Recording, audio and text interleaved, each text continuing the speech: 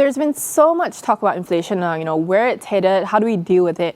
And honestly, it can all be quite a bit to take in. So I guess the best way for us to kick off this session is to try and understand it on a more personal level. Ting Chong, Ting Yen, Dexter, could you share with us a bit more on how inflation has really affected you on a personal level? Maybe Ting Chong, you can start first. Yeah, sure. I think on a more personal level, housing prices have impacted me the most. Oh. So I'm looking to buy a BTO or a resale flat. Oh, congrats! Thank you. And I think the housing prices have increased over the years. And as a young adult looking to buy a flat, I think it's quite worrying. And and now that I remember, my girlfriend was also complaining to me the other day that McFlurry used to cost $2. And now it's $2.70.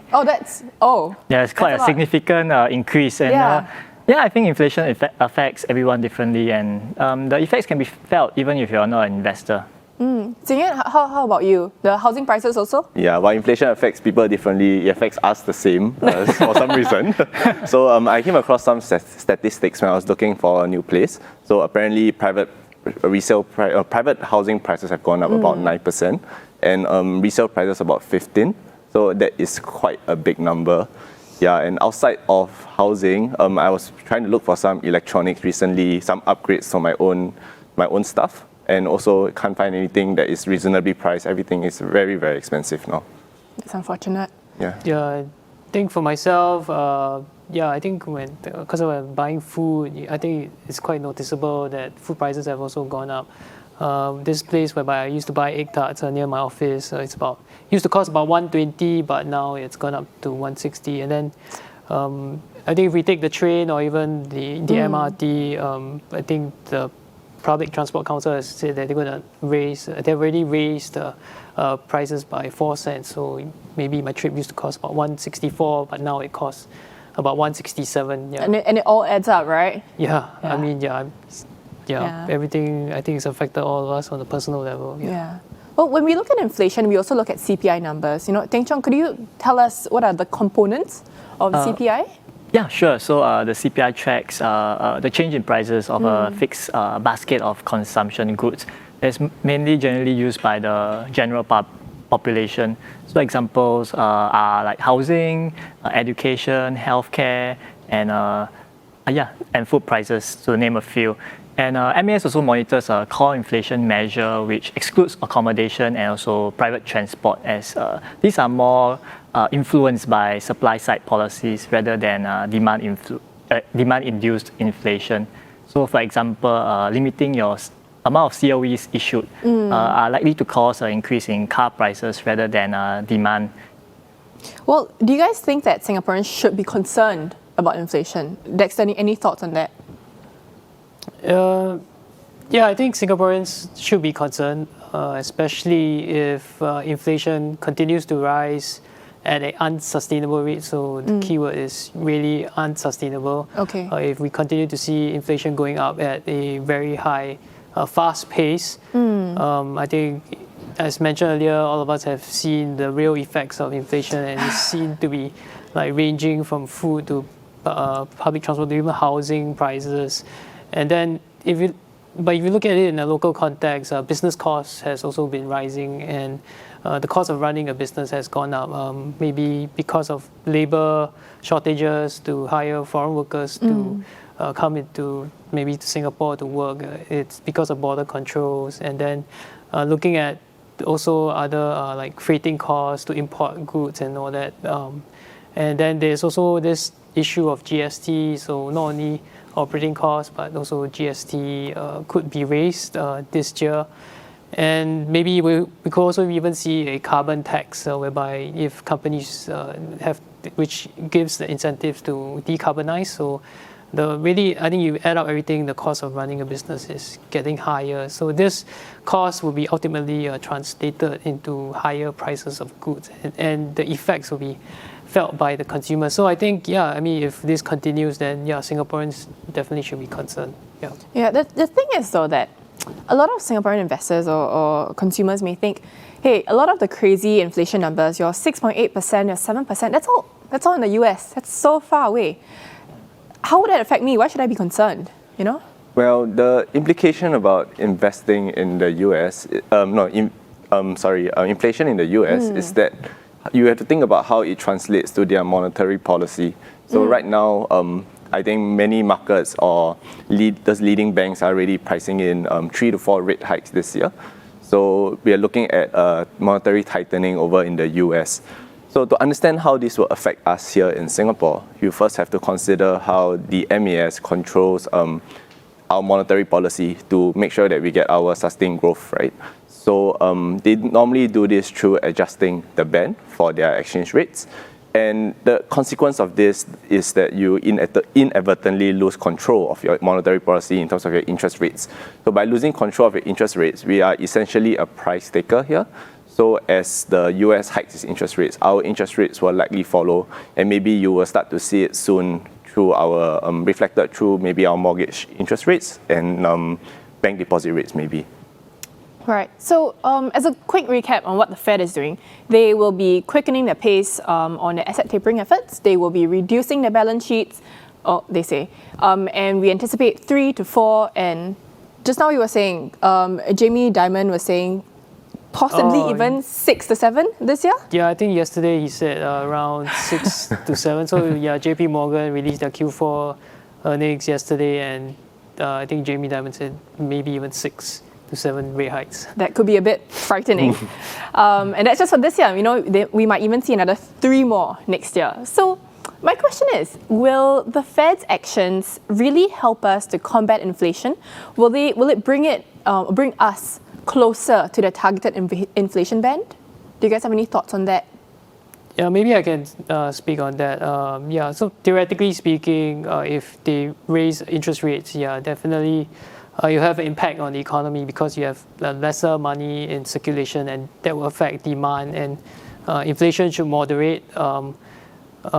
If you look at the Federal Reserves themselves, so they say they want to raise rates, right? But if you look at their forecast, so they actually give economic forecasts, and they project that inflation will moderate this year. So it will moderate to be from 5.6, maybe 5.3% last year to about 2.6% this year. So in Singapore, MAS is also expecting inflation to fall to about 1.5 to about 2.5% this year. So even though we are going to see inflation moderate, I think we still have to be cognizant of other exogenous factors, so things that are driven, that will drive commodity prices, because commodity prices would still affect inflation to a certain extent. So commodity prices can be affected by like geopolitical events or even tensions between countries. Like if certain countries are like big suppliers of commodities, then they, let's say if you have a war there's this tension between Russia and even Ukraine, or some because Russia is a big exporter of commodities, then if there is some event over there, it will also affect the supply of oil, and therefore you'll see higher oil prices. But okay, within the agricultural space also, there's also some weird weather patterns. So there's patterns. You just shared about that during our earlier panel, right? Yeah. Yeah, so which is why I'm bullish on agricultural commodities. Okay. Yeah. Okay, so those weather patterns will have an effect on prices. So yeah, they will definitely. So even though inflation is expected to moderate, we should be cognizant of these exogenous factors. I think so far we've been talking a lot about how this is going to affect us as consumers. So the next question is, how is it going to affect us as investors? How would it affect your bonds and your fixed income funds? Maybe Dexter first, and then we can hear from Xing about the funds. Yeah, definitely. I mean, if interest rates go up, then because interest rates and bond prices are like inversely related. So when interest rates go up, then bond prices may fall. But I think the impact will be different across different types of bonds. So, for example, long-term bonds will be more affected because long-term bonds are actually more sensitive to interest rates, whereas short-term bonds are less sensitive to interest rates. And then if you look at investment grade or versus high yield, investment grade would definitely, because the investment grades have lower coupons, so investors of investment grade bonds would feel will see lower total returns compared to high yield investors. So I think the bottom line is that when interest rates go up, I think long-term investment grade bonds will have a more negative impact compared to short-term high yield bonds. Yeah. Okay. Jing, how do you feel? How's it going to affect your fixed income funds? Well, naturally for funds, as the underlying gets affected, you tend to see the same reaction in terms of the fund prices. But also because they are actively managed, so you get the fund manager's input when it comes to this kind of investment decisions. So fixed income funds generally have been keeping duration low for quite some time because of since rates have been low since 2008, they are kind of preparing for this normalization of the sort of the monetary policy in the US.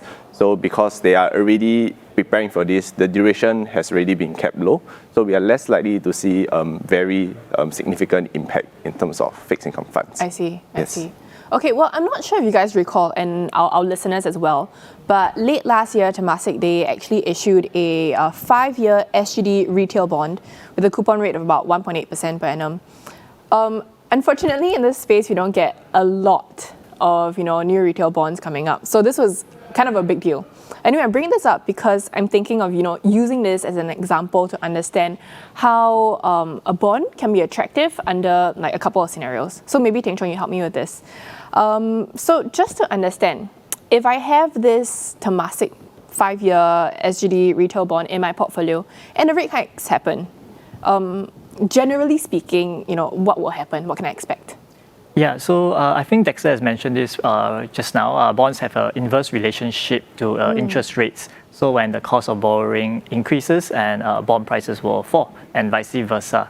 So for example, the Temasek 5-year retail bond, we will likely see the bond prices of the bond falling.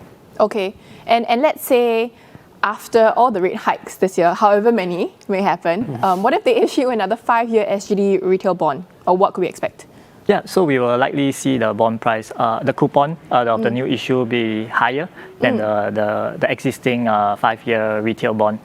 Yeah, so I think investors have to take note and anticipate of how many rate hikes to come this year and also next year. Yes. Yeah. And so by virtue of that, you're saying that essentially if let's say they issue another 5-year SGD retail bond, the year after that, investors should basically just prepare for it in the same way as well. Yeah. Yeah, essentially that. And I think investors should take note of the inflation numbers and anticipate for any further rate hikes to come in the future.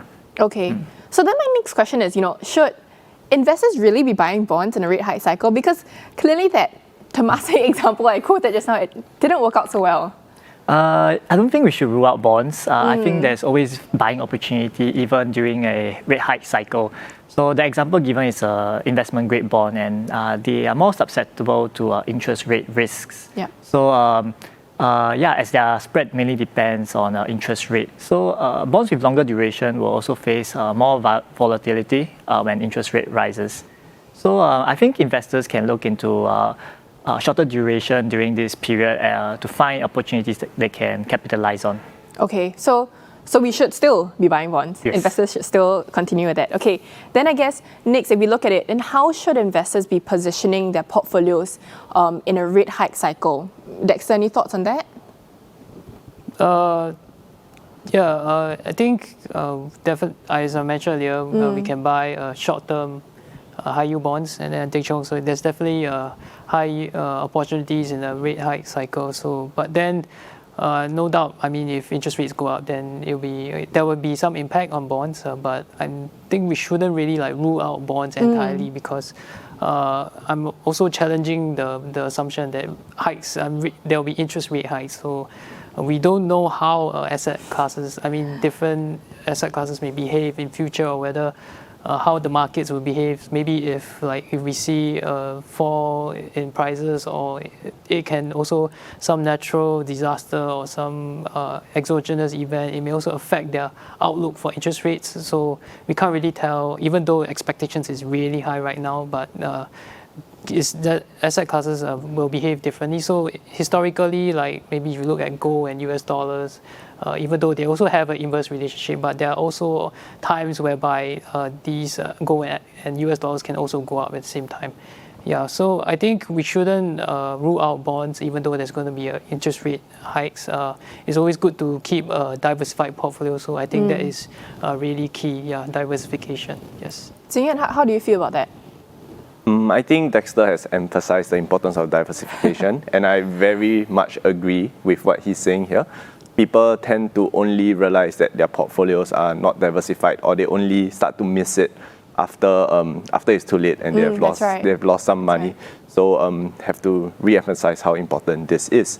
But even then, I think that it is also very important for investors to keep this interest rate risk in mind and to manage the risks. So I think we have mentioned short duration a few times. So keeping duration short should minimize interest rate risk. And while high yield is also another plausible alternative, we would also like to caution investors about undertaking too much high yield into their portfolio, because you're essentially trading off interest rate risk here for credit risk. And as we have seen this year in the Asian high yield space, taking too much credit risk can backfire sometimes as well. So diversification again. Yes, Yeah. so diversification again. So the last thing I would like to point out is that while there are opportunities today, because while in many countries are tightening monetary policy and raising interest rates, there is one major economy that is very likely to do the opposite. And of course, that's China. So China has had a very bad year. They have faced a lot of headwinds, and this has led to slowing growth within the economy. So we are likely to see China ease their monetary policy in order to try to kickstart this growth that in 2022. And in a loose monetary environment has traditionally been very conducive for fixed income assets. And within the space, we like Chinese government bonds for two reasons primarily. Firstly, they have shown resilience. Their prices have remained relatively steady even through the Asian high yield market. And secondly, they've also shown quite low correlations to treasury yields, which we like going into 2022. Okay, well, thank you so much, guys. So I guess if I were to conclude for everyone here, I think our key takeaways, we probably have three, right? I think, so number one, in Singapore, we're still very interconnected to the world. So rising inflation in major economies is something that it's something that can affect us, and we should care about it, correct? Yeah. Secondly, rate hikes and the effects of it are real, but it doesn't mean that we cut off bonds and fixed income entirely. Investors should still invest in them, but make sure that you embrace and position for the rate hikes. And you can also look out for short duration. You mentioned that, high yielding, and if you're interested, Chinese govies as well. Okay, and thirdly, the last point is to, as always, remember to diversify your portfolio. I'm afraid we are running out of time, and we'll have to move on to the next speaker. But if you have more questions on fixed income, then stay tuned for the Q&A segment at 4:30. Dexter will be there. Alternatively, join us on our upcoming webinar on the 25th of January at 7 p.m, where we can share with you more about our first half 2022 bond picks. Thank you.